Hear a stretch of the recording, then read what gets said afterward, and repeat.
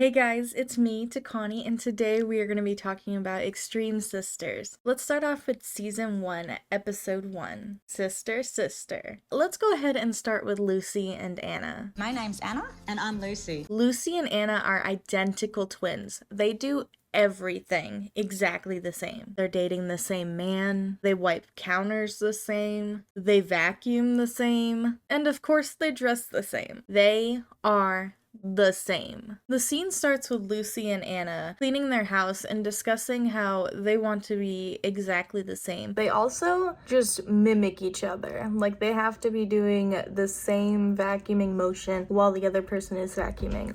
We just think we're one person.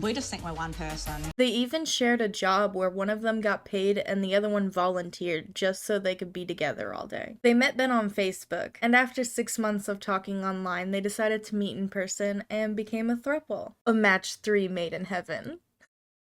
In the confessional, Ben shares how much he loves both Anna and Lucy, and how he loves that they aren't afraid to be themselves. He understands that they wanted to be treated as one person, and he's willing to do that. He doesn't care if others judge them. They've been together for 10 years, and they're all really happy together. Lucy and Anna are counting out their Cheerio pieces. It has to be the same.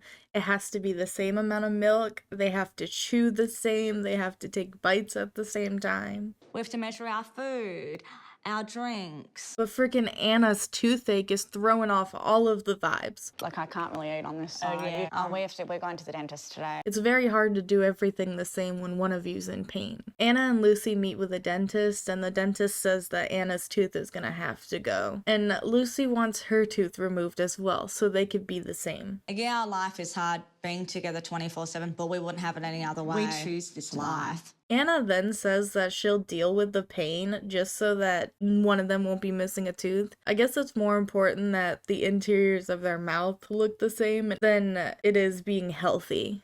Also identical twins, Patrix and Patrica are on a weight loss journey to get ready for their lifelong dream of living in Orlando. Patrica shares that she was bullied growing up because of her hand.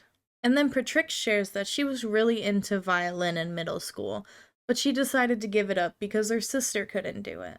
Even though she absolutely loved violin, and Patrica said that she was really good. I feel like her parents should have encouraged her more to continue doing the violin, and Patrica could have found something that works for her. After a heartfelt moment, Patrica shares that Patrix always pulls her out of her shell and has helped her believe that she could do anything. Patrica is married to Ron. They've been together for 20 years and have a couple beautiful children. The ladies start busting it down before breakfast, and Ron shares that he feels like a third wheel between the two. He says that he never gets alone time with his wife because Patrica is always there. Patrica and Patrix share that they want to move to Orlando because of Disney, the palm trees, the beautiful weather, the water. But Ron wants to stay in Atlanta. That's where the family is. That's where his kids are going to school. That's where his family is. It's dinner time, and they invited over Mom and Dad. The boys, Ron and Granddad, all get to eat in the kitchen, while the ladies and their mother eat at the dining room table for some reason. Patrica shares with their mom that they're moving to Orlando, and then if Ron doesn't want to go, he can stay back and come and visit as much as he likes.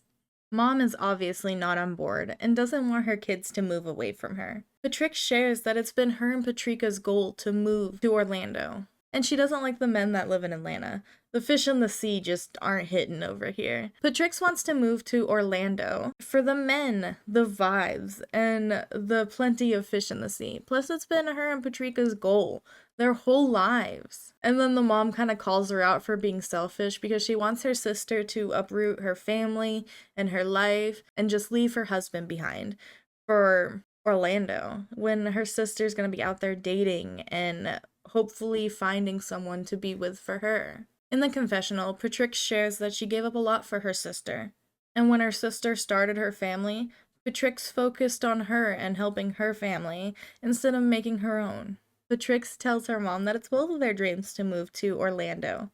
I think it's sweet that she gave up violin for her sister, but Patrica well, or the parents, should have really encouraged her to stay doing the violin. Patrica could have found something herself to enjoy. Like they enjoy roller skating together because she doesn't have to use her hands. But maybe Patrix's dream was to play the violin. It's really sad that she gave that up for her sister, especially since she was so good. I hope she does go and explore it more again. Or hell, maybe they could start up a band. Patrica can be the vocalist, Patrix playing the violin, you know? I get it's hard when the world isn't meant for you. As someone who also struggles with disabilities and chronic conditions, it's rough when you can't enjoy things that other people can. But it's important to embrace what you can do. It's not getting what you want, but it's wanting what you have. I personally would never want to limit my siblings' growth and hobbies just because I can't do them, but I'm also not in their position and I didn't grow up the way they grew up, so everybody's a little different. I wonder if Patrica feels like she owes Patrix everything, and that's why she's going along with the move to Orlando. Maybe she doesn't even want to move there anymore, but she doesn't want to hurt her sister. And I get that, but I also think she needs to take into account what her husband wants, because he's a part of this decision too. And she needs to have a talk with her sister saying, hey, I don't want to go, or I do want to go, or maybe you can go and I could join later, or like something like that. Like they can retire in Orlando for sure. Now let's move on to Brooke and Baylee. They start their introduction off plucking each other's eyebrows and chin hair, and chest hair, of course.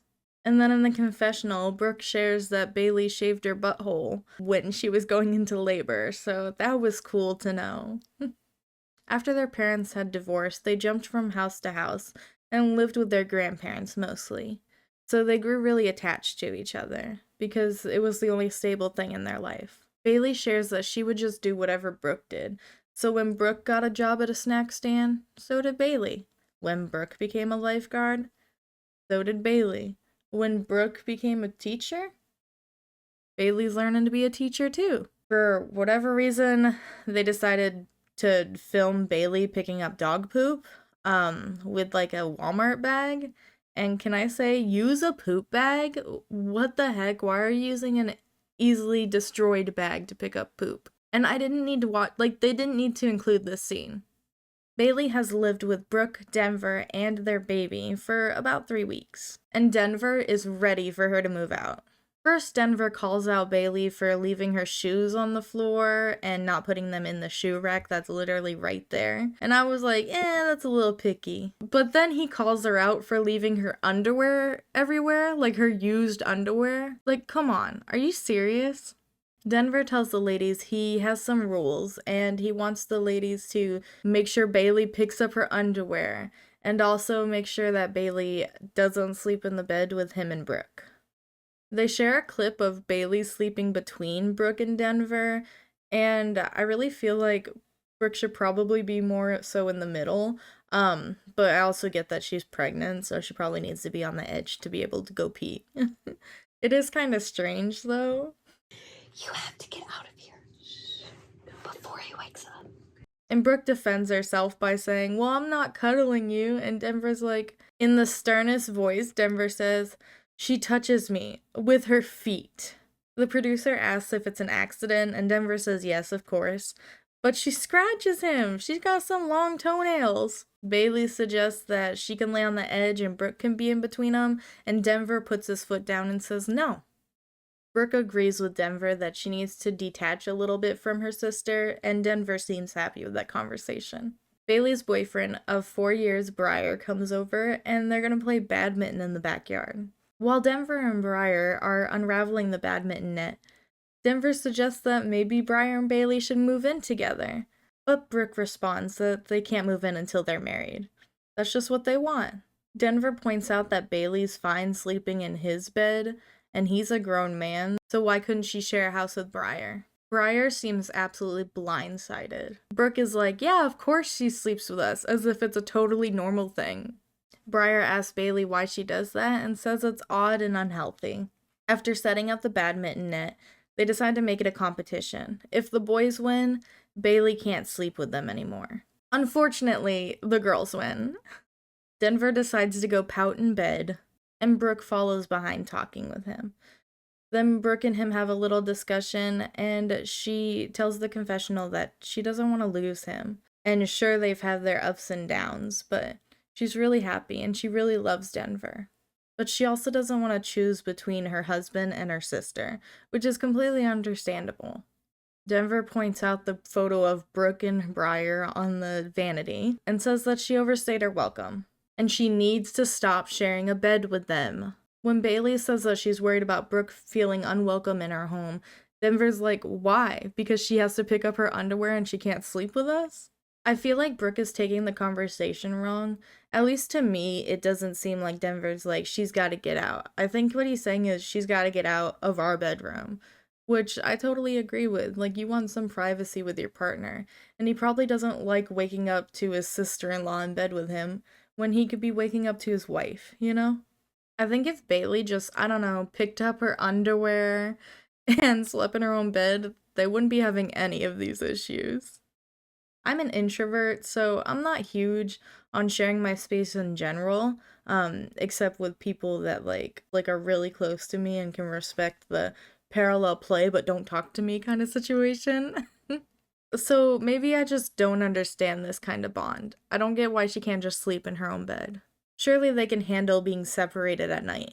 Like, they can just get up early and wake up early together and spend time together. It really has to be like first thing in the morning, you know? And I feel like Brooke should really take into account of Denver's feelings, because he's clearly struggling with this and he's clearly feeling dismissed. Background dog change. Thank you guys so much for joining me on this reality recap of Extreme Sisters. If you enjoy the content, don't forget to subscribe and join my Patreon for more exclusive content. I'll see you in the next video. Bye, guys! They're moving to Orlando. Oh my god. To move towards Atlanta. Oh my god, that's where they live!